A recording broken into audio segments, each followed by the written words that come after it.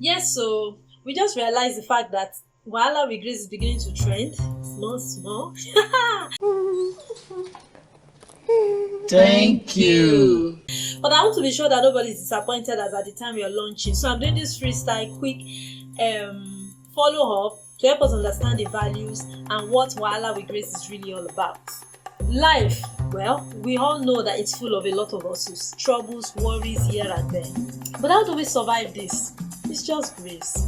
Plus a little bit of wit that I really believe God just dashed every Nigerian from heaven.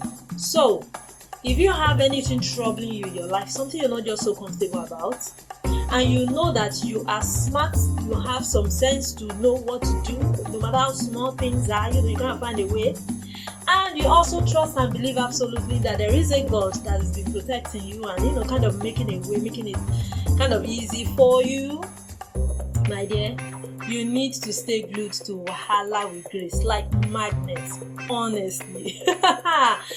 Because it's our lives that we review and we share ideas on how we can keep enjoying life in spite of all the troubles and worries that comes with it. Go ahead, find our socials, subscribe fast.